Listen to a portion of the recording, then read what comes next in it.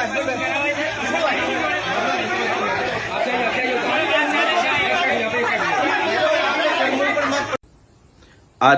અમે Jhagadia જીઆઈડીસીમાં મેટ્રોપોલિકલ chemical private limited કંપનીમાં આવેલા છે. અહીંયા આવવાનું કારણ એટલું છે કે ગત 23 તારીખના રોજ કંપનીની બેદરકારીથી અહીંયા બ્લાસ્ટ થયો. 16 જેટલા કર્મચારીઓ ગંભીર રીતે દાઝી ગયા.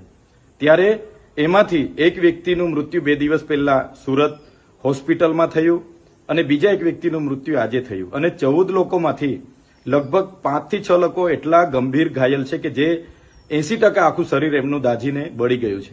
છતાં પણ કંપનીના મેનેજમેન્ટમાંથી એક પણ વ્યક્તિએ આ 16 પરિવારના કોઈની સાથે પણ મુલાકાત નથી લીધી કે કોઈ પણ જાતની વળતરની વાત નથી કરી કે દવાખાનાની બિલની વાત નથી કરી, જેના કારણે આ પરિવારે ગઈકાલે મારો સંપર્ક કર્યો અને કીધું કે આ કંપનીમાં આ રીતની ઘટના ઘટી, એમાં અમારા 27 વર્ષના દીકરાઓ મૃત્યુ પામ્યા છે, જેના નાના નાના બાળકો છે. આગળ પાછળ અમારે કંઈ નથી. ચૈતરભાઈ, તમે કંઈ આવીને વાત કરીને અમને ન્યાય અપાવો. આજે અમે અમારી ટીમ સાથે એ કંપનીના ગેટ પર ગયા અને 11:30 થી લઈને 1 વાગ્યા સુધી ત્યાં ઉપસ્થિત પીઆઈ વાઘેલા, પીએસઆઈ બધાને અમે કીધું કે મેનેજમેન્ટમાં જે કઈ વ્યક્તિ હોય એને ગેટ પર બોલાવો અને અમારી સાથે જે પરિવારજનો આવેલા છે એમની સાથે માનવતાની રાહે જે વળતરની વાત હોય એ વાત કરે અને એમને ન્યાય આપવાનું કામ કરો. ત્યારે પોલીસ અધિકારી વાઘેલા સહિતના લોકોએ ત્યાં અગાઉથી એવા લોકોને લાવીને મૂકેલા હતા કે જે પરિવાર સાથે એમને કોઈ લાગે વળગે નહીં, છતાં એ લોકો અમારી સામે આર્ગ્યુમેન્ટ કરતા હતા કે ભાઈ વળતર તો 15 લાખ જ મળશે, એનાથી ના મળે, અમારો પરિવારના લોકો છે, આમ છે તેમ છે. પણ અમારી સાથે જે સગા સંબંધીઓ હતા એમણે કીધું કે અમે 15 લાખમાં સહમત નથી, અમારો એકને એક દીકરો મૃત્યુ પામ્યો છે, અમને માનવતાની નાતે થોડું વ્યવસ્થિત કરી આપો. જે બાબતને લઈને 1.5 કલાક સુધી એમણે ગેટ ન ખોલ્યો. અમે ગેટની અંદર ગયા.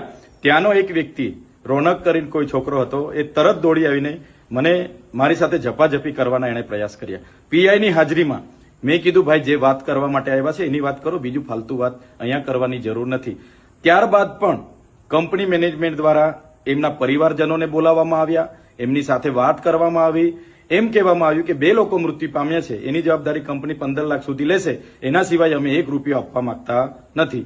જેને લઈને અમે બાદમાં કંપનીની બહાર આવ્યા અને બહાર આવતાની સાથે જ અમારા લોકો પર પોલીસ દ્વારા ત્યાંથી જાહેરનામું છે એમ કરીને લાઠીઓ દ્વારા બહાર ભગાડવાનો પ્રયાસ કર્યો છે.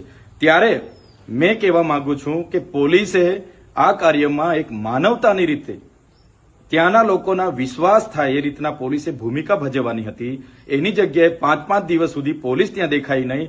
આજે અમે જવાના હતા ત્યારે પોલીસ ત્યાં આવી ગઈ અને કંપનીના માલિકના કહેવા પ્રમાણે એમણે વળતર નહીં આપવા દેવા માટે આ પરિવારોને પણ નહીં મળે, તમે જ્યાં કરવાના હોય ત્યાં કરી લેજો, તમારાથી થાય તે કરી લેજો, એવું પોલીસના પીઆઈ બોલતા હતા.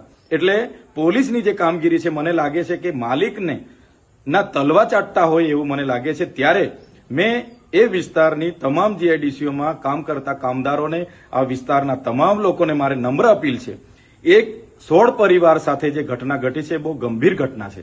કંપનીના માલિકોને આનાથી પેટનું પાણી પણ નથી હલતું. તો આવનારા દિવસોમાં આ ઘટના બાદ તો અનેક ઘટનાઓ બનશે, ત્યારે બધાનો જ વારો આવવાનો છે. ત્યારે સૌ લોકોને મારે વિનંતી છે, આવનારા દિવસોમાં અમે જાણ કરીશું, પરિવાર અને પ્રશાસનની મધ્યસ્થી રાખીને અમે જાણ કરીશું. ત્યારે સૌ ત્યાં ઉપસ્થિત થજો.